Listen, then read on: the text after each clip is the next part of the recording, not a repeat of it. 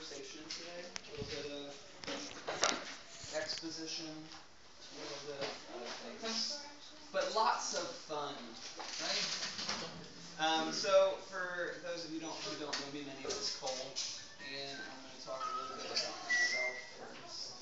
I guess some of the things that have got me to the point where Shannon felt comfortable about even asking me to talk to this are these things. I have a company called Uncover the Color. We create interactive and reflective experiences for conferences and events. So we do like interactive art projects and things like that. Connected, over in the corner, that was a show that I produced with a couple friends as part of the Fringe Festival in 2012. So that was kind of an interactive theater experience built around the story of a character. The thing on the bottom is the Tree of Light, which is an interactive sculpture project we'll talk a little bit more about later. And then just this past October, I partnered with Terry Olson at Orange County Arts and Cultural Affairs to put on the Creative City Project.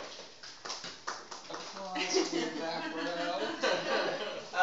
Which every day during the month of October in 2012, we featured a different artist or arts organization doing a public performance in the downtown area. And we kind of booked 2 events this week for October 2013, so that's already shaping up. Kind of continuing the dilemma of what it means to be me. I kind of growing up and even still today have a ton of, and if you're at my Pachakasha talk, some of these things are the same, but there's a lot of stuff that's different and expounded upon. So just yeah. If you don't know what Pachakasha is, that's alright. So there's a book by a guy named Malcolm Gladwell called Outliers. In the book, he talks about this idea that you're an expert at something once you've done it for 10,000 hours. And I started thinking to myself, like, man, I love so many different things. Am I dividing my time too broadly that kind of distracts me from being good at anything? You know, the problem of like being a something at some law, master of none. What's that called? Jack of all trades. Jack of all There you trades, go. master of none. There you go. Jack of all trades. And then I started thinking about kind of the consistent thread through a lot of these things. And 2 things that I really kind of discovered through that was the thing that was consistent in all the different things I was doing were these 2 realities of shifting paradigms and creating culture. So shifting paradigms for me is just helping people think in a different way about the things they've always thought about. So how can I, as an artist, help people think about things differently than they usually think about them? What kind of things can we reveal, or can I reveal in the midst of those things? I think that's kind of the heart of what it means to be an artist, is to help people approach things in a way and help them see them differently from a different perspective. In this process, I kind of recognized that most of my life I had lived as this cynic, seeing what was wrong about culture and just kind of like standing up and shouting it out and saying, hey, this is what's broken about you and why I don't like you. And we've kind of all encountered those moments in people in our lives. But as I continued to discover just kind of the creative heart inside of me, and as I grew a little bit and matured some, I just moved from that attitude of like, I'm a cynic and here's what's broken about who you are and here's why I don't like you, to really just continuing to develop the creative heart inside of me to say, you know what, if I truly am a creative person, I can help present solutions to the problems I see around me. And so that was kind of the beginning of me saying, I'm not going to complain about what's broken. I'm going to look toward the future and say, what should this thing look like? What can I contribute to the process? And just really kind of contributing creatively to it. The trouble with that is creativity and shifting paradigms involves taking a risk. So this project, The Tree of Light, was a project that I was working on with my friend Josh Owen. And this is in Star Plaza downtown at the corner of Church and Orange. And so we had worked hard to get everything together. We had hired a company to create the aluminum structure on the inside. We put the wood on the outside. The whole scope of the project is it's an interactive sculpture. There's 40 light bulbs that you can see hanging from it, and all those strings you pull, it turns the light bulbs on. Once all the bulbs are on, it kind of goes through this program sequence to an original piece of music, and then back to black to start all over again. So it was a project we were really excited about. We got a United Arts grant for it. We did a Kickstarter project for it. So it went really well, and then we put a ton of our own money into it, and we started putting it up downtown. And we started putting it up probably 11 p.m. We worked all through the night, and it was just as the sun was coming up. A guy sat on one of the branches, and the thing that was holding the branch out, the piece of metal that the metal shop had put together, it was holding the branch out, broke, and the branch fell to the ground, and we had to take it down and start over, ripped a bunch of wires out of everything. And so that tree has never been put up yet. Talking to the Fringe Festival actually about the possibility of doing it as part of Visual Fringe in May at Lock Haven Park. Um, but we take risks when we step out and we be creative, and sometimes it feels really bad when things don't go the way we hope they would. But taking risks and shifting paradigms kind of for me led into this other desire of creating culture, something that I love to do to help people come together around things, whether that's artistically or culturally or around an event, or just helping people build relationship. And that's something that I think is really important for us. When you think about cities around the world that are known for being places that people like to live and visit. It's not just that they have a lot of stuff going on, but they have a unique culture to who they are and where they live. And there's something about their place that has been created by the people who live there that's compelling. And so when I think about our city, I don't think about just like how many events we can do, but really asking the question, what culture are we creating, and how are we in relationship with one another, not just doing stuff, but creating a culture that is compelling for people, both who live here and from without us. You can say within, but you can't say without. It means something different. That live not in our city. And in this process, one of the things that I recognize is responsibility locally leads to influence globally. I think so many people as artists, so many people who do cultural things, or even if you start a business, the tendency is to want to be as big as we can be as quickly as possible, and to let as many people as we can know about our thing, especially like in the internet age. In the internet age, in a global society, like our default is people all over the world should know about this thing. When I started the company that I have, Uncover the Color. That's what I did. I started advertising, and I thought as many people needed to know about it as quickly as possible. But what I discovered very quickly was the money I was spending on advertising, I could take that money and create things that A, I loved and enjoyed doing, and B, were significant to people where I lived. And then if there were people outside of our city who were to know about what I was doing, it would be because I was creating compelling experiences here, and people were engaging with those, and those were attractive to people outside of our city. outside of our city. And so it's interesting when we start doing things where we are and taking responsibility where we are. First of all, we usually enjoy what we're doing because we're doing it with people we care about, and we're making an impact where we live. And then if those things come to a place where they're compelling enough for other people to seek them out, there's that added benefit, that added fruit of the whole reality. So just kind of taking hold of that responsibility locally leads to influence globally got me to the point where I said, well, what am I doing in my city? What am I doing in the city of Orlando to help it be a place I like to live, and help it to be a place that is compelling for other people to live? And then what is the picture that I'm helping paint of who we are beyond our borders? So, question: what types of things make a city an enjoyable place to live? Go. The people. Yeah, people. Like there's things to do, cultural events, diversity. Diversity. The natural surroundings. Yeah. Is this Great the girl food. with feathers in her hair? Great food. Great food, yeah. Involvement. Yeah. From people doing stuff, like you have the opportunity to be engaged with that, or People doing stuff and people participating in that stuff. yes, Mm. Yeah, the interactive piece, not just like things to check out, but like things to actually like that's like yeah. talk, connect, Hmm. that piece. Yeah. And the weather doesn't, it's not that bad.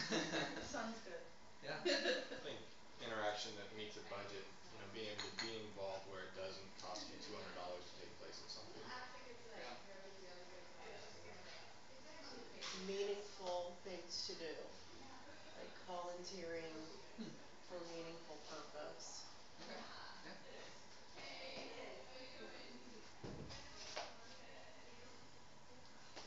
Okay, so what are examples of things that make our city an enjoyable place to live? In the city of Orlando? Yep. Uh-oh. What was that look for? I'm probably going to be moving soon, Oh. so for this particular reason. I love Credo, and that's probably one of the things that I love most about Orlando is Credo, because you meet people, it is a community, they have things like this that you can do, you can participate in and enjoy, and people actually care about one another. Mhm. So Credo. That's how I Yeah. feel about Urban Rethink. Urban Yeah, Rethink, another totally. place like that. And I think what's really cool about Orlando is we're tight-knit enough, but we're large enough to make a movement. So if you wanna start something, you have the ability to just jump in there, try something out, and make a movement if it works. Yeah. I really like that That is piece true. about our community. Yeah, I do think there's a lot of opportunity to kind of Mhm. paint in the blank spaces, which is really cool. Totally. Well, I love Orlando, there's things that I like about it, I guess depends on where you live, I live right, downtown area there, and on a Saturday you could get up and walk around and like, go to Urban Rethink, have some coffee, have some breakfast, some Sundays there's just so much to do, you could go walk in the farmer's market and see all the artists, and there's so many little events to do. Keep going, name 'em. Yeah. The Please. Museum of Art first, Thursdays, I love going there, I love the gallery hops, Yeah. oh my gosh, there's so much things, I mean, just the cardboard art came up, Yeah. every day, I mean, again, Urban Rethink always has different little events you just walk there and do, and Yeah, they I have love great the little, workshops. yeah, the little In coffee this shops, workshop. and I could just wander the city. Yeah. Yeah. This is a great time to plug your Well, we can point out Fringe Oh, I love Fringe, oh as my the gosh. oldest fringe festival in the country. Yeah. And without that, I certainly wouldn't have had a platform to start my playwriting career. Hmm. Um, we're doing, this year I'm doing a thing called 13 and 13. I'm doing 13 cultural artistic events this year. Everything from theater to jazz. People don't realize that Orlando has the largest number of artists, writers, musicians in the country per capita. They're everywhere. And it's all because of the theme parks.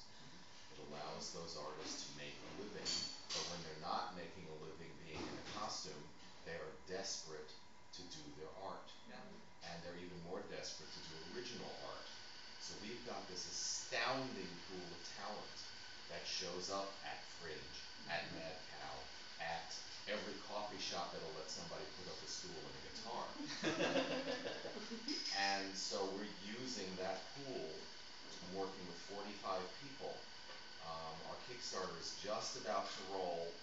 We're $150 away from having the $7,000 I need to put this on this year. Great. And it's because we have both the environment that allows you to do that, the talent that allows you to pull this off. A playwright is only a guy in a room. You need the involvement, you need the cooperation, you need the community of people to actually create those visions. And I've found very few places in the country that allow you to do that as well as you can do it right here. Yeah. So what are some of your events? Our first one is a screening of the movie The Big Easy Express, which is Mumford and Sons and a couple of other groups whose names I can never remember, who got on a train in San Diego and took that old 1940s Amtrak rolling stock to New Orleans. And at every train station they stopped and put on a concert. And people came to the train, thousands of people came to the train stations and heard this music. And what affected us by watching this movie originally was that they get off the stage, they get on the train, and they keep on playing. These people were playing 24 hours a day, totally involved in nothing but their art. It's what's always impressed me about the Atlantic Center for the Arts. If no one knows about this place, check it out in New Smyrna Beach. A 3-week residency where writers, artists, musicians do nothing but their art for 3 weeks, and it's a life-changing event. Well, this movie is very much about a life-changing event, and we're doing that at the Plaza Theater downtown. It is completely sold out. We'll have an intimate gathering of 94 people who will probably invade a bar afterwards. We have a talk here on the 9th about the extension of what you're talking about right now, which is the nuts and bolts of getting the word out, of creating an audience, of getting the attention of editors and listing makers who will put the word out about what you're doing, what is news and what isn't. And then we go on from there with theater and jazz and all kinds of things. Sounds So wonderful. that's all year. So 13and13.net. I didn't want to. No, Oh, no, do it. no. We want people to go. Yeah, 13and13.net is where the entire calendar will be. Please take a look at it. Take a card with you. Just pass them around. Yeah. That way you make sure everybody Yes, gets everybody one. has one. Go ahead and pass them. We'll do that afterwards. But Do it now. Do it now. There's more. Okay. Yeah, we have lots more. Yeah, they're over there too, in case. I just took them. I've got a lot more in the car. But yeah, it's a unique environment for this kind of thing. And anyone who has any sort of creative idea, this is the place. Yeah. It's cheap enough, it's accessible enough, and it's small enough to get the word out. I find myself like there's too much to do a lot of times. That's a good problem. Like Oh, right that's a there, good- and how then horrible. the opening, and then the symphony tonight, I have to like kinda. Last night I went to Critical Mass at 6. I went to the Cardboard Art Festival at 7:30. I had a friend's birthday at 9, and then I went to the SAC show at 11:30. It was just kind of like, keep I going. know, marketing, easy. Any others before I flip to the next slide? Well, I was just gonna say, on top of that, like what you were saying, different outlets to spread the word. I think we have so many local outlets that are trying to get all that information to share, because there is so freaking much to do here. And, some of it's well known, some of it's still coming up, and I think that there's, a Yeah. great outreach of people just looking for that information. So I think that's really cool. The other thing we participate in a lot is the Audubon Market. Mhm. It's a great place for us to, a couple of years ago we started going, and it really transformed how we think about food and how we plan our menus, because we can support local farmers and get our food from them every week. And then you've got, OPP and other like clothing and artists that, we got actually buy our soap from there now, because there's a lady who makes her soap here, and it's fantastic. So it's a great place to, it's really changed a lot about how we do life. So Wait till East End Market opens. I'm so excited about that. Mhm. So excited. Where's that at? Right around the corner from Star Pacific. Oh, Oh, it's gonna be a collaboration of like artisan, like everywhere from farmers to like artisan meat curators, and they'll even have a restaurant from the guys who started the Spanish River Grill in New Smyrna, if you've ever been there, which is a fantastic restaurant. They're gonna actually open up their first restaurant here in Orlando, and it's gonna be there under the roof of the East End Market. So it's gonna be a great. And I think just as importantly for this discussion is that there will be art spaces. Oh, Yeah. yeah. Art spaces that will be available for use. And two, just like kind of on the heels of a lot of this stuff, I was at a meeting yesterday at City Hall of several artists and then some people from permitting and some people from the mayor's office asking the question, how can the city be part of helping streamline the process of artists doing things in public spaces? So it's really cool to see how the city desires for more of this to exist as well, and how they're trying to step out of the way. Government plays an interesting role in all of it, in that they can't necessarily do everything, but they can step out of the way as much as possible to kind of facilitate the ability for artists to do things unhindered. Actually, when we were doing the Creative City project, the event that I did was a thing called the Fort. And so every weekend, Friday, Saturday, they closed down Orange Avenue at about midnight, and the street, Orange Avenue was closed till about 2 or 3 in the morning. And so, knowing that, I thought, what would it be like for us to make a giant sheep fort in the middle of Orange Avenue? So I called Terry Olson, he was a friend of mine at Orange County. He called the director, Thomas Chapman, of the Downtown Development Board. This was on Friday. And I said, hey, tomorrow night I want to put up this fort in the middle of Orange Avenue. Thomas Chapman said, I love the idea. I'll call the guy who's in charge of the police that night and tell him to leave you alone. And so at midnight when they closed the street, Thomas was there. He's like a 6'10", like African American guy with an afro, and so he was down there with us as we started setting up. Terry was there. We had a bunch of friends, and we just threw ropes all the way across Orange Avenue and put sheets all the way up around it. Made a bunch of rooms in there. There was a room where like people shadow dance, and there was some seating areas. It was super fun. I So think it was the cool. funniest thing about that was when we were trying to invite people in, and they were like, free candy? What is going on here? Why are you trying to get me in there? It Yeah. was so, they were like scared of it. Yeah. It's so awesome though. So when I was answering this question for myself, what are examples of things that make our city a livable place to live? I just, for a few minutes, like literally maybe 5 minutes, just started going and collecting logos from the internet. And so when I started thinking about things that I love about our city from a week to week, month to month basis, there were all of these things that I just started thinking about. Man, this has been really enjoyable for me to go to or participate in, or these people have been really I don't know, important for my life as an artist. United Arts of Central Florida is a great organization that gives grants to individual artists every year. And it's not a really difficult application process, but they give grants. I think now it's up to $2,500 your first time grant application. Or maybe it's $1,000 first time, 25 second time, something like that. We have some professional arts organizations like Blue Man Group and Cirque du Soleil. Accidental Music Festival, I'll talk about a little bit more later. It's just a music festival here in town.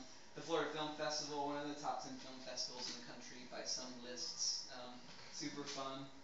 Orlando International Fringe Festival, which we talked about just a minute ago, which is the longest running fringe festival in the country. Terry Olson started that in the downtown area 26 years ago, I think. Last year, they sold 25,000 tickets to the 60 shows that were going on in Lock Haven Park. This year, they've expanded to 10 venues, and they've upped the number of shows that are there. Snap, like I've been to arts events all over the place, and Snap is a world-class arts event that is really cool to have here in our city. And then some, Mad Cow, SAC, they're always around. Sea Art Orlando, over there, is a sculpture project that in 2012 started. Applications were due at the end of the year, and so they're in the process of selecting 9 sculptures between $50,000 and $250,000 to go in 9 locations around downtown Orlando.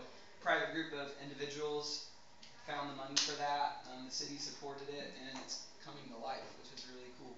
So there's a lot of stuff, like Diana said, like I find it overwhelming sometimes, the amount of things that are here that we can engage in creatively together.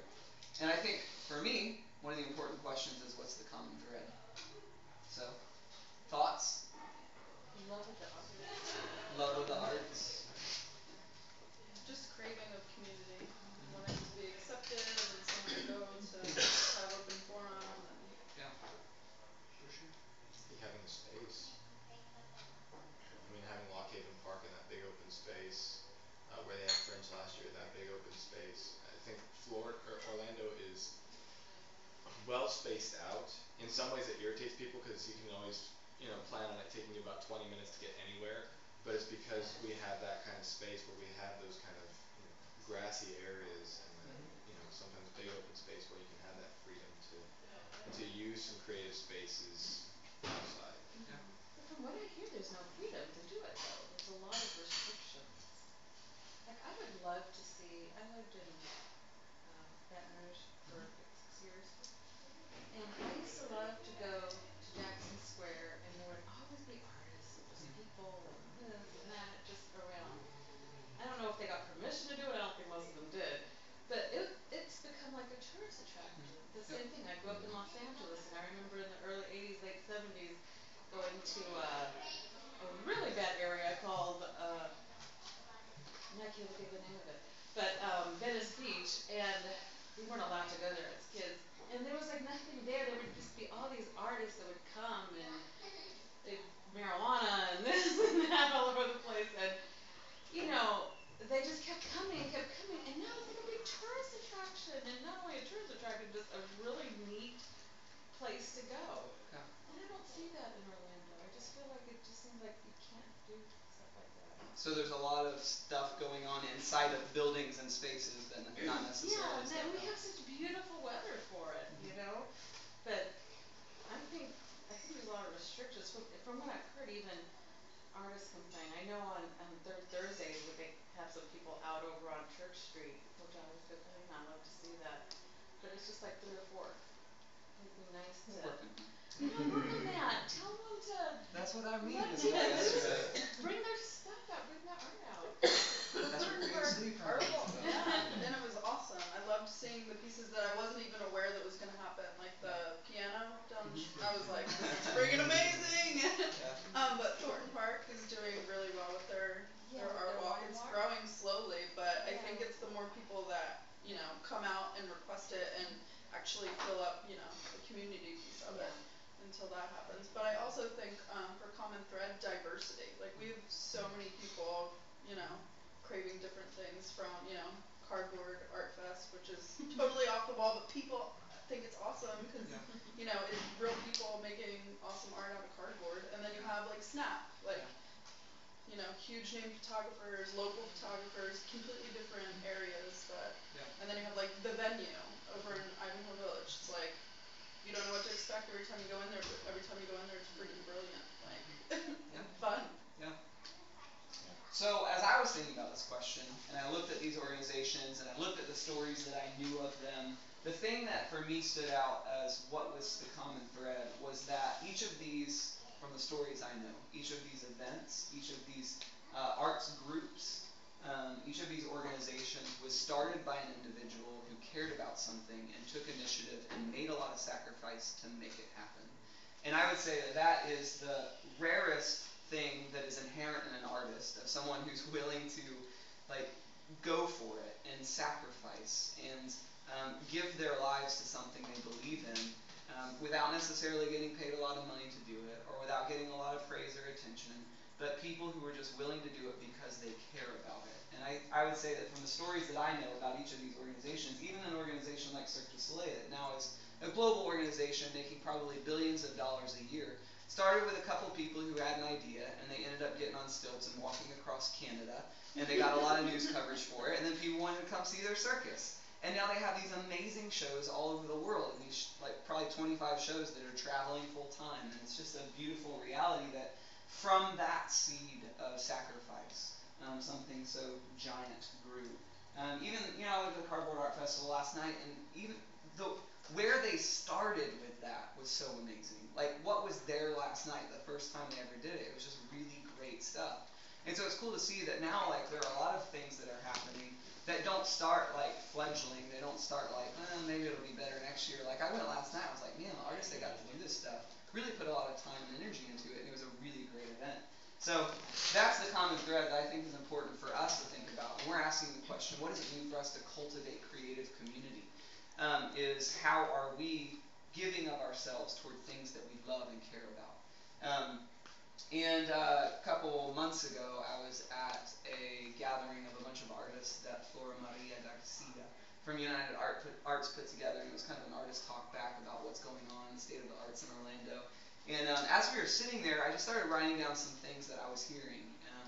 And these are some of the things that I started thinking about in the context of that.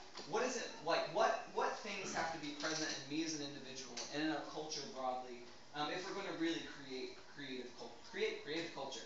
And so I'm just going to talk briefly about some of these words. I won't take a ton of time doing this, but these are some things I think are really important when we think about creating culture. First of all, ownership. Mark Baratelli, who does the Food Truck Bazaar, he did the Cardboard Art Festival. He runs the dailycity.com. I remember the first Food Truck Bazaar that they had. Mark just was like, hey, I have this idea and I'm going to do it. And so he rounded up a bunch of food trucks. Most of them at that time were just kind of like food trucks from Kissimmee that were like Hispanic food trucks. Because that was what we had at that time. And then he started the Food Truck Bazaar, and we have so many food trucks in our city now. And Mark is the guy who said, you know what, I think this is a good idea. I'm going to do it. And Mark didn't blame anybody for there not being a food truck bazaar. He said, I have an idea. I'm going to do it. And so he stepped out of a place of making excuses and blaming somebody else for what doesn't exist. And he took ownership, and he did it. And now this is his full-time job. He does food truck bazaars and crazy projects like the Cardboard Art Festival and that kind of stuff. And that's how he generates income, because he took ownership to do it. Generosity, sacrifice, those things are huge. Pat Green runs some of the programming at Urban Rethink, and I just see him doing stuff because he cares about it. He was at that meeting yesterday at City Hall because he cares about it. He put together a thing called the Corridor Project, which was near the corner of Virginia and Mills South toward Colonial. Yep, Colonial, yeah. Toward Colonial. And he just gathered a bunch of artists and said, hey, let's do this thing called the Corridor Project. We're going to have a theme. It's called Walk On By.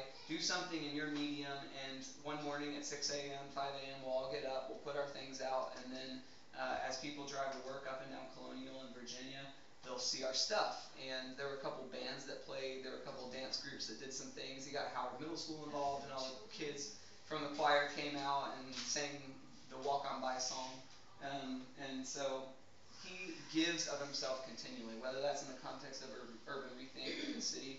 So when we think about creating culture, it takes a generous heart, a sacrificial heart on our part to say, how am I going to do something because I care about doing it, and how am I going to accomplish that and give of myself to do it? One of the things that was a huge deal for me in kind of initiating the Creative City Project was unity. It was recognizing that other artists in my city are not my competition.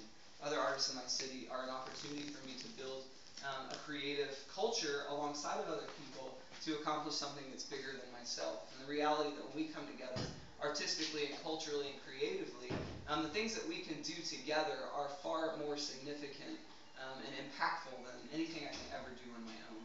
So I recognize the power of unity and creating culture. I think that's important for us to remember that other artists in our community aren't our competition, but they are people that we can come alongside of and create together with.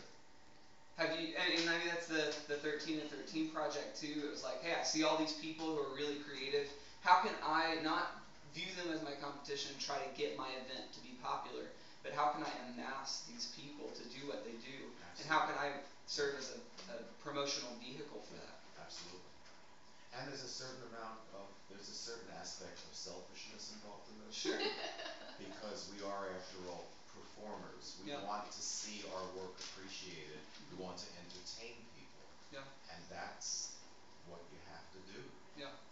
Is involve other people. Well, it's interesting in the concept of unity. There are beautiful benefits for us as individuals as well, in that when an artist next to me succeeds in my city, that elevates the kind of overall ethos of what our culture is. And so it's not just like we're unified for the sake of unity and we're doing all this together, which is a beautiful reality and something that's really important. But as the kind of creative temperature overall in our city rises, there's an added level of opportunity for each of us as artists as well. You know, one thing I noticed with the people up there and the groups that you showed, a lot of the people that started them are not even artists per se, you know? Yeah. They're people with a good idea, or people who care about something. Yeah, and care do it. about their city, care about art, and love a certain thing, you know? Yeah. Excellence is huge. This is the Courtesy, which is a bar that opened up at the corner of Washington and Orange a couple months ago. And what I love about who they are is they just do what they do really well. From the environment they create, to the drinks that they serve, to the service that they give people, to, even the guy at the door is just a really nice guy who is genuine and friendly when you come in the front door. And because of that, I don't know when they took this picture, but this was, I think, pretty close to when they opened. And kind of immediately there was this ethos of they do what they do well, and I want to be there. And I think excellence is a huge part of what we do, whether it's opening a business or doing art or whatever it might be. That we do what we do well. that create something compelling that people want to see and come back to. And when somebody, like, if you talk to anybody that works there, they love their job. Yeah. Like, and it just, when they exude that in any form of, from a food truck to a big restaurant or a local bar, you wanna go back and Yeah. you feel good about being there because they like being there. I think Yeah. that's huge. Totally. Actually, I'll go back to this for 1 second and talk about this reality too. I think a lot of times artists or people who are doing events or something like that, or even if you own your own business or you're an entrepreneur, there's this kind of thing that is easy for us to exist in, this kind of mindset of like, okay, what do I have to do today? Like what like 2 things can I check off my list to say I've moved forward in doing this? And moving from that mindset of like, what do I have to get done, to how can I exceed expectation? How can I go beyond? How can I do the unexpected? And living in that mentality of going beyond just the bare minimum or getting things done on a checklist to really into a place of dreaming of like, how can I make this better? How can I add to it? How can I go beyond what my normal mode of operating is, or even what my original expectations were? To exist in that place of dreaming as opposed to this kind of place of void of like, how can I get to 0 today? Because I know there are things that I need to get done. And if I can just check these things off my checklist, then I'll at least know I've accomplished the bare minimum. But really saying, how can I go beyond today? These things, whatever, I'll take care of them, okay? I know I need to get those done, but how can I go beyond that today? Risk, we talked about a little bit ago, and Chris Belt is the guy who started the Accidental Music Festival. And I think Chris has taken a lot of risk in what he's done, because he could have started a pop music festival or a classical music festival, but he created this avant-garde music festival because it's something he cared about, and he said, I think there's space for this in Orlando. And so he and I guess those guys on each side of him, who I don't know who they are, started the Accidental Music Festival, and that happens in the fall. It has happened in the fall for the last 2 years, and I know that we're already planning on doing some stuff together as the Creative City Project and the Accidental Music Festival in the fall again this year. So that's cool. Hard work is huge. It's so easy as an artist to just wait until you're inspired, or wait until you feel like it, or wait until there's time. But the reality is, like, for me to do what I want to do, I have to do it all the time. If I'm a songwriter and I write 10 songs a year, hopefully one of them's good. If I'm a songwriter and I write 100 songs a year, hopefully 10 of them are good. So if I'm going to the studio at the end of the year, I want to have 100 songs to pick from, not 10. If I'm a writer, if I write 100,000 words a year, I'm going to have a lot more pool for great words and great writing than I will if I only write 10,000 words a year. So in whatever our medium is, or in whatever we do, like, hard work allows us to step into a place of having just a bigger pool of our own creativity to pull from. And then when that inspiration comes, we practice. When that inspiration comes, we're at a place to say, all right, I know how to write. So the inspiration's here, let me write. Patrick Kahn runs Snap, the photography festival, exhibit, show, I don't know what word, event, photography event, that will be happening in May of this year, and I highly encourage you to go. He works so hard to do that. One thing I love about Patrick too is he, I was in Snap last year. He called me yesterday to talk about some stuff, and he's so encouraging. He's like, I saw a couple things that you recently posted. He's like, I'd love to get together to see more of the work that you've created, and like it encourages me to want to create because this guy wants to see it, and he's a legit guy, but like he's the sweetest guy ever. I mean, he's really encouraging. I mean, he'll tell you if he thinks your stuff's not good. I mean, I remember like I went to his house when I was picking out the pictures for last year, and some of the ones I realized he's like without like 1 second, he's like next, and he's like, I like that. Yeah. But when he likes it, it's like so encouraging. So sweetest guy ever. I actually talked to him before I did the Chaka Shop talk, and I said, hey, I'm going to talk about you in this thing, and around hard work, and he's like, I do a lot of work, but it doesn't feel like hard work because I love it so much. And I know that there are days where Patrick's like, I need to do this, and he gets it done.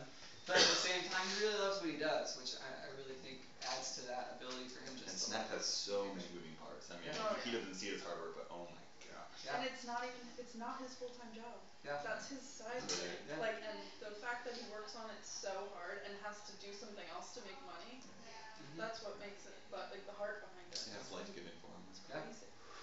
It's really cool. Diana! she actually really volunteers a lot with a lot of arts organizations, which I love. I think for me, she's a beautiful example of participation. She I'll tell you what, Patrick makes you work hard. Work hard.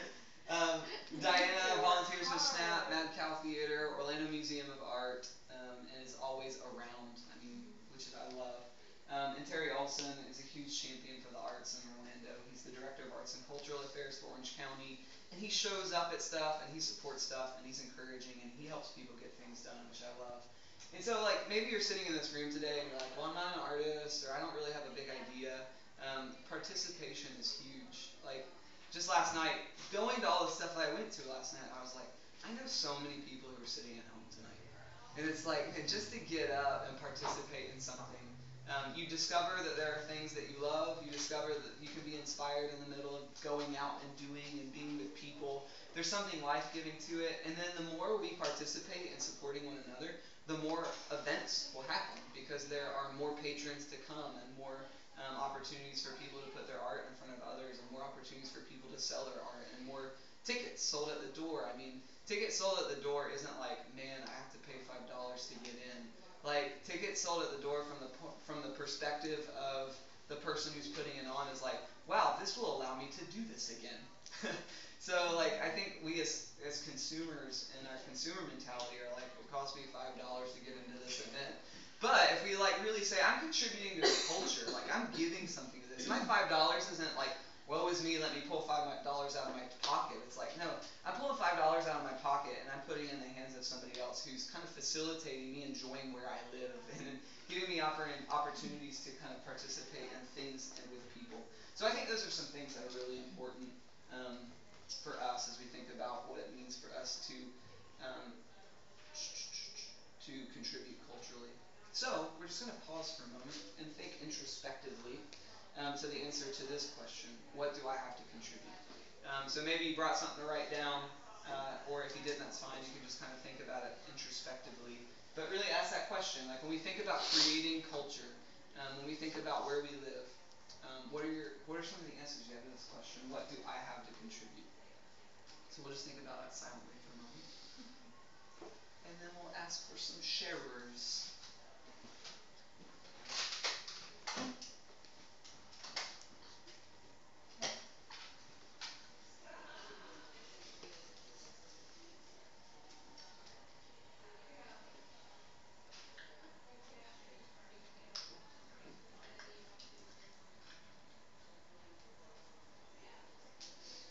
Anybody? Want to answer out loud? It's not haughty.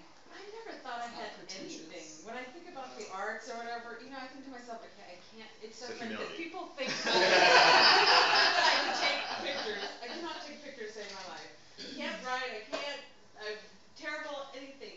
So when I think about that, was like, Let's I have hold on. nothing. I think we're going in a good direction. Probably. But let's just start a little differently. I don't take pictures. I don't write very much. I don't know what I have to contribute. All right. So But it's the love, Yeah. It's the love that you're city, and it's Yeah. wanting to be involved and to just contribute. Anything I mean, I can remember meeting someone from SNAP and I loved it, and I was like, is there anything you can need help with? Yeah.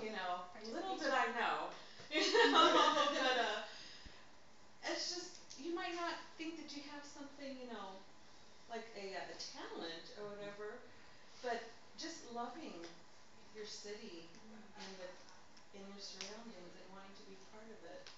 So things I know you have that I know that you give all the time. Time. Desire. Passion. A smile. Like you love people, and all those things come out in what you do, which I think are really huge. They are as significant as the people who put pictures on the wall. I think Actually put the pictures They're as significant as the people who take the pictures that you put up on the wall. pictures up. That's right. What I do is writing, which is a pretty solitary thing. Mm. But I think in the sense of contributing to the culture of art, what I can do is be a really involved and authentic audience. Mm. because no art exists without somebody to reflect it. Yeah, I love for sure. I actually have a project that I'm working on right now.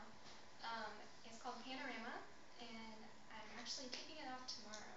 Cool. So I'm kind of excited about it. Hmm. But the idea was to get 10 disposable cameras, and I'm placing them in like various locations around town Awesome. with a little instruction sheet for whoever finds it to take the camera for a week and photograph their life and their experiences in Orlando, and then I'm gonna collect them all and get developed. Hopefully have some good pictures on there to share on Facebook and Tumblr, and I'm gonna have a little art show. Where are they? Where are they? I'm gonna put them out tomorrow. So That's so cool. various locations. That's There might be awesome. one here, you know, Very a cool. couple different places. So I just like the idea of somebody just stumbling upon this who might not consider themselves an Mhm. artist, and just kind of showing their experiences in Orlando. Yeah. So What a Very great cool. check it idea. out. That's a great idea. Hmm. And maybe you should come to the event Yeah. in a couple months to talk about how to promote stuff. Couple of And weeks. couple weeks, how to promote things, and what are you doing to promote that, like, right now? Well, you know, through my own Facebook page. Yeah. But I'm actually working with Urban Rethink. They're gonna be my drop-off location for the cameras. So when people are returning them, they're gonna take them there, and so they're gonna be sort of my main sort Awesome. of connection to things. Yeah. And I have a pretty good friend who actually was in the Cardboard Art Festival, Doug Ronan. He works over at Stardust, and so I've talked to him a little bit about possibly having the final like Oh, exhibit cool. in Stardust. That'd be so nice. So if anyone's interested, you can go onto Facebook.com/Panorama Photo Project. Oh, great. What was There that you go. again? So Panorama Photo Panorama. Project. Very cool. Yeah. Great idea. So if you're Good interested stuff. in following. And actually I have one more thing to add. Not my personal project, but in Sanford actually, there's a film festival called Love Your Shorts Film Festival. I don't know if anybody's heard of that. But that's next month, and they have like a ton of short films from people all over the world. It's a whole weekend of things. It's really cool. So Awesome. I'll put all that just short check films. it out. Yeah. They should totally have Tobias Funke be the spokesman for that. It's, I love short films. What I really like about Love Your Shorts is they don't stop working the entire year. Like for their social media, for reaching out to community, like even though that, you know, they're planning that whole time, they're Yeah. still within the community. I think And that's awesome. it just started from an idea of, I mean, my parents are actually part of the founders of it, Oh, so cool. that's kind of why I know a lot about it. But they were actually on a business trip in Las Vegas, my parents, and they went to Boulder City, I think it was, and they had the damn film festival there. So they just thought it was a great idea, and they thought it would be something really cool for Sanford to kind of, you know, get involved in the community. So Very cool. they came back and told a couple of their friends, and they kind of started this whole thing. So Nice. That's how it happens. That's yeah, awesome. they're not filmmakers or really artistic themselves too much. I mean, my dad's a writer, but other than that, they don't make films. So it's just my idea. I have to look Wow. that up too. Sanford has a lot of nice stuff. They have a great first Friday art walk. Mhm. I'll have to go There's there some too. great restaurants. I know that German one is so good. I didn't visit him. Anybody else wanna have to contribute? I would just say on the piece of community, I think Nice the looking 1221 berries. gallery has a great tagline, and they say community is an art form. Hmm. And I'm in the same boat. Like I'm not artistic. I don't do any of that. But I'm the Orlando community manager for Yelp, and I just think that spreading the word of all these events and getting the word out about what an awesome community we have locally is a huge piece of it. Yeah. So I think that we give a lot just by being, you know, an active person in the community, even though we're not creating the art to put on the wall. We're giving them a place to put the art. I think Do that's cool. do That's you write huge. the Yelp emails? Yes. Oh, so good. Thank you. They are. I love Yelp. I always go on there, especially when I'm lost or like I wanna Super know what useful, order right? it's, isn't it a good site? It's awesome. And what I love about it is I was thinking of moving from Orlando a couple of years ago, probably about 4 years ago, because I'm from Philadelphia, but I came down here for the weather. And when I got down here, you know, in the beginning you're all like, this is new, this is awesome, and then you get in the rut of, okay, well, I go out with the people I go to school with, I go out with the people I work with, like, I've seen everything. And then starting to Yelp, you know, I was like, wait a minute, I've never heard of this place, I've never heard of this place, and I like rediscovered Orlando after I started using Yelp, and I'm thankful I didn't move because I would have just had that regret, like leaving Philadelphia before discovering it completely. Like when I go back there, I'm still doing all this new stuff, so just divulging yourself in what's already around you, I think, is a huge piece. So yeah, it helped me I already found rediscover 3 Orlando. things. Are you going to remember them? Yeah. So, taking that in mind, I want to ask this question. What can I do to help make my city a more creative place? So, I have this or that, and some of you already kind of talked about some specifics of what you are doing or what you can do. Anybody have any answers to a question like that? I have a question. Sure. What do you do, like, if you do have, like, an idea or something? Sometimes you call City Hall and it's just like a big maze of all kinds of phone numbers Don't or start there. whatever. Amen. Oh my gosh. What would you suggest of a person? Like I said, I'm not an artist, but I'll tell you one thing that I saw, I was looking at, and there's cities that paint not their walkways, their crosswalks. You know, just make them look nicer, very artistic, very nice. Like just like kinda like what we've done with the utility boxes. No. And Orlando or Central Florida is like the #1 pedestrian killing place in the country. Did you know that? Yes. Orlando has like the highest rate of people getting hit by cars in all the country. Yeah. And where I live, there's just this terrible crosswalk, and I think to myself, you know, my neighborhood's very artistic and it's very nice. Why don't they make the crosswalk, you know, and do something really nice there? So the meeting I was in yesterday. Hold Hold on, no, hold on. Meeting I was in yesterday. Maybe you have your connections. Was the second meeting. The first meeting, Terry Olson, who I showed there a little bit ago, he talked about how he was walking down some sidewalk somewhere, and as he was coming up, he saw this stop sign, and in the stop sign, there was what looked to be, from the stop sign, what looked to be a shadow on the road of the shadow of the stop sign, that then turned into a tree in the street. So it's like a shadow, it looked like a shadow of the stop sign originally, and then it went into a tree. And so he said he walked by it several times, it was really cool, like when he saw it. And then one time he walked by and they had painted over it. And so now it was just like black paint strips in the street, as opposed to what was there, which was this pretty cool thing. And so in this meeting, the city can't make decisions about what they do and don't paint over. Or they also don't like create programs where people can just paint random stuff. They did do the city the boxes through the neighborhood Main Street programs. But this is what the permitting the head of the permitting department said in that meeting. Just do it. Let us know that you're doing it, and we'll tell people not to paint over it. So like, yeah, Brendan O'Connor, who helped Mark with the Cardboard Art Festival, also does the SIT project, which maybe you'll see like chairs chained to bus stop poles every now and then.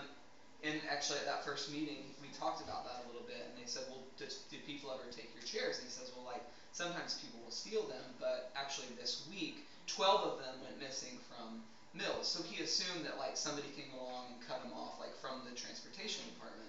And like, the people in the room who were from the city were like, man, we don't want that. We'll communicate with Lynx. We'll tell them not to take your chairs away, because we like what you're doing. And so I would say, not in a rebellious way, although it seems a little rebellious, like, just do it. Yeah, just do it. And that's how things really happen, because people just do it. And there are varying degrees of permission getting. And I think when things start, you probably end up getting less permission than you should. But once people see that I think it goes back to excellence. If you're creating a good product, then the city will be for it. If it looks like junk, like if you take a spray paint can and just walk through the middle of the crosswalk, like making a squiggly line, I mean that's ugly vandalism. Versus It's a fine line. it is a fine line, but most of us know, what should stay and what shouldn't. And I mean, even graffiti. There's some beautiful graffiti. I loved this. I did the color run a couple Sundays ago, and it started at the Citrus Bowl. We ran around Paramore and back to the Citrus Bowl. And the old Black Box Collective is right there on Central. Central, I think. Yeah. And so it was so funny. There's all these like runners doing their thing, and people don't do the color run because they're serious runners. They do it because they want to have fun. And everybody was getting to the Black Box Collective where there's this graffiti all over the building. People, like dozens of people, were stopping at the building and taking pictures with it. Taking pictures with the building. And I was just like, man, that is such a beautiful example of how like art in a public space changes people's experience with it. So if you have some ideas and you have some good artist friends and you want to wake up at 3 a.m. on a Tuesday, you go paint a crosswalk. I think the biggest contribution, I think one of the words I would have added to your list is courage. Yeah. It takes enough courage just to walk into a room of people you don't know, but to have that level of commitment and vulnerability to allow yourself to be exposed to the public with the possibility of having feedback that you don't particularly like takes a great deal of courage. Yeah. And fortunately and unfortunately, a lot of people don't have it. Fortunately for those of us who do it, that we have a certain niche that we can create in. Unfortunately, that it takes courage to be an audience as well. Feel something. Yeah, absolutely. Mitzi Maxwell at Mad Cow told me that she thinks the talkbacks at the end of the theater pieces are important because if you can get people to talk about the play, to talk about what they felt in that room, then perhaps they can go out into their community and talk about violence in the schools and talk about making your sidewalks better. So art is that conduit to involvement. Yeah. Talkbacks are on Thursdays. She's giving us some permission. Talkbacks are on Thursdays. I think that's really important what you said too. Courage as a participant of like I'm gonna allow myself to engage. I'm gonna allow myself to feel, and then I'm gonna maybe do something about it or not. But there's courage in just being able to or being willing to step into engaging with art for sure. That's kind of my concern with my project. Is like I hope people will actually take the camera and actually want to do this.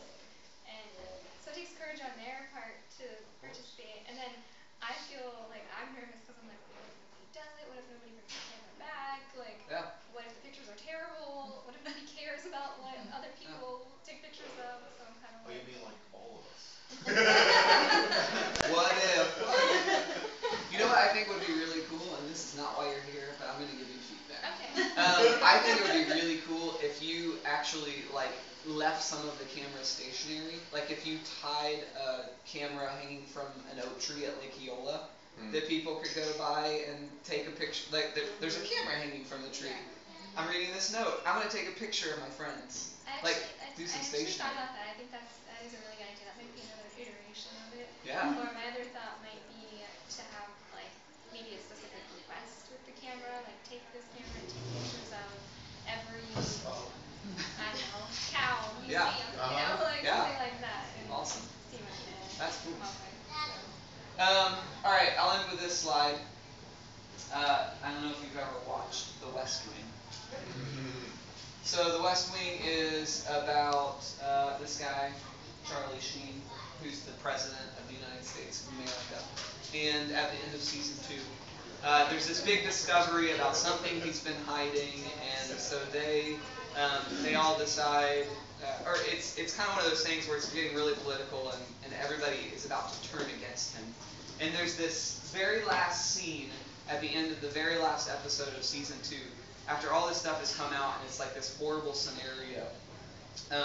and the camera just kind of pans up like this, and you can see the shadow of him walking down the hallway, and then you see his feet, and it keeps panning up, and you see the feet of other people around him, and it kind of pans up to this shot where it's him and like the dozen main characters from the TV show.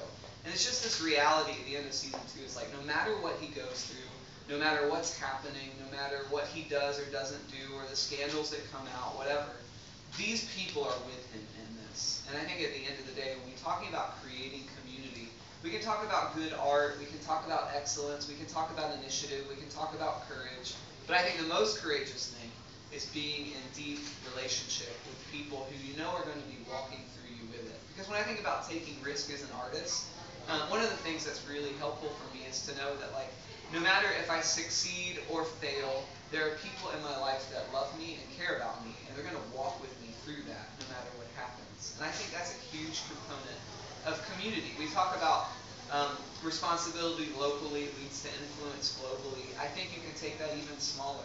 Having intimate relationships with a small number of people in your life positions us to have a lot of the things that we talked about earlier that are present in our lives that allow us to step out and be engaging with other people and be engaging artistically and culturally. When we know that we're walking alongside of people who we care about and are important to us, and that they care about us as well, and they're going to be present with us through the things we walk through. So that's the last slide. I hope that it's been meaningful and significant for all of you who came today.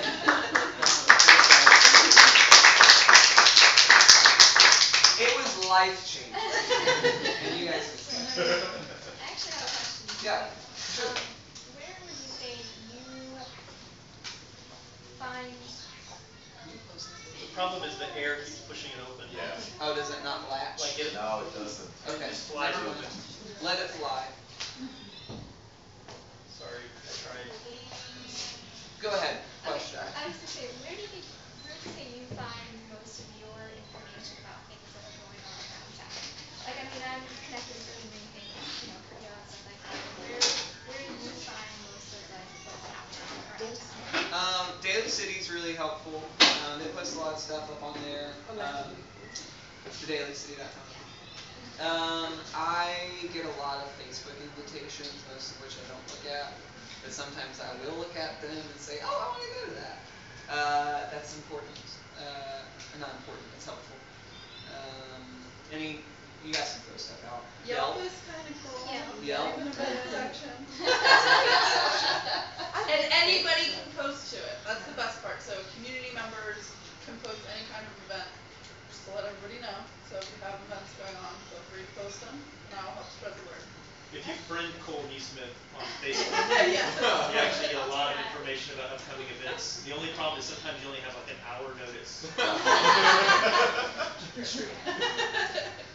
I think just regular, just artists on Facebook. I know,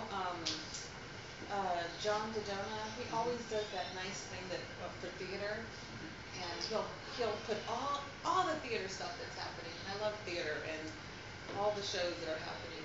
There's So a just couple, other there's artists. Central Florida Theater group on Yeah, that's Facebook. what it is. There's a Central Florida Jazz Community group on Facebook. I know those are two resources. I'm All on the the email neighborhood list. associations too. All the different neighborhoods, Milton Yeah. District and all that. People all on Facebook. Yep. Yes, because I do Thornton Park, and they always post stuff that are Yep. happening. I Love Orlando is something that the city does that they put Yeah. stuff, updates on. I'm on the email list for several organizations, Madcow Theater, the Timucua Arts Foundation, which, I wish they wouldn't do their things on Sunday I night. do too. Well, he works. Yeah. That's the only night he's off. Yeah. And he's So, doing it for nothing. Timucua Arts Foundation is a guy named Benoit Glazier. He's French, so I don't know how we say that. And he is the music director for La Nuba. And he hosts world-class musicians that come into Orlando, and they perform at a venue in his house down on Summerlin. So One of the 13 and 13. We're doing one in April. Oh, really? April I 13th. love it. I've sat there in that house, I've cried Mhm. at some of the musicians that have been there, are so beautiful. Yeah. And they're like world renowned, and here they are in this little house in Sutherland, it's Yeah. amazing. Oh, it's 'cause he's world renowned. I know, oh, I love He it, I gets just them wish to they come. wouldn't You can't have everything. know. There's actually one tomorrow, Oh yeah, I always go in there and check and look and see. if you're looking for a Sunday then. Any other questions? I guess my issue Comments? is I have not found a lot of friends in Orlando, so it's Mm. hard to have a community. Where do you live? Right at Millennia, so I drive Ah. here to go to church, I drive here to go to Credo. Yeah. So You need it's to move. Don't leave Orlando, Yeah, just leave Orlando, just Millennia. move. Yeah, okay. Thought about that, I mean, but it's so, I it's have hard so for a many. classical singer in Orlando as well, Yeah. so. I have so many friends that like kind of came to Orlando to go to school, and they live by Full Sail or they live by UCF, and like I'm just like you don't judge your time here by your experience living in that location. I would say it's something similar about living by Millennia, but Diana wants to speak to your question or comment. When I first moved here, I don't think Orlandoans are very friendly at all. I still sometimes don't think they are. But, you know, I've realized that that's not gonna stop me, you know. I'm not, if I had to wait around for people to invite me or go find somebody to go out with, I'd never go out. So I Well, mean, we're all going to it's her just. house after this. You know, but to just do it and just go out there by yourself. I had a wonderful time last night, completely by myself. But then doing that, that's how I met people. You know, that's Right. oh my gosh, I love your art. I love this. You know, we're gonna need, somebody you want to help out but that's one thing I learned when I moved to Orlando is that they're not very friendly. They already have their certain, circles of friends, and no one's gonna break that circle. But you know what? It's fine. And that's what Make I've your learned own is circle. just make your own circle or just do it yourself, you know? I think as a word in defense of Orlando, since I've lived here on and off for almost 50 years, it's a funny town in that it was a very tiny southern town for so many years. Then Disney came and exploded it and made it into something very huge, very rapidly, and made it into something where most of the people who came here are transient people. Yeah. So it hasn't had time to form a really sort of bunch of circles, because everybody was coming and going so quickly. And I think we're at a point right now in Orlando where we're watching those other circles form. And it's just the best time for arts, for friendships, because it's all new. You know, it's like this whole new blank space where you can create your own circles. I moved here I have to remember that too, someone pointed that out to me the other day. I moved here from Baton Rouge, Louisiana. Yeah, and that's And a town then- that knows what it is. Yes, a lot of culture, Yeah. very friendly people. Yeah. And I immediately felt at home when I lived there. And I've lived here 14 years, and I can't say I even have even nearly close to the experience of community It's a and culture different that kind I've of had. boat in Baton Rouge. Yeah. That's Very because different. it's had that culture for 100 years. Yeah. Yeah. Orlando has not. Yeah. It's getting there. Mm-hmm. I think so. Jazka? At his church, City Visible, they're doing an alpha course thing where, people can like go and gather and be really personal and talk and stuff, and it's a great way to like make friends, because a lot of people open up. There's just a bunch of like things to plug in. Right. I know they're doing a not soccer, but spear launch thing, right?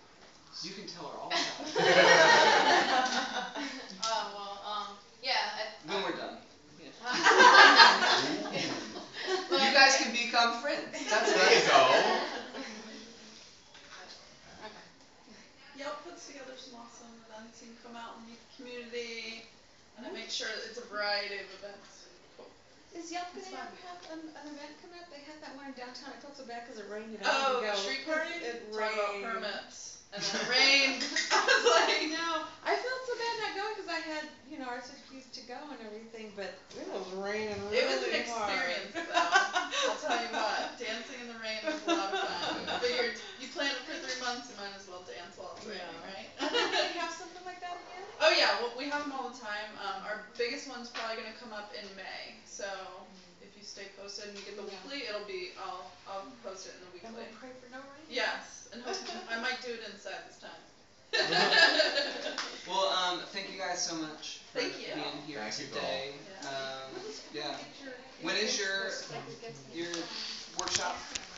The 9th, February 9th. February 9th. On the board.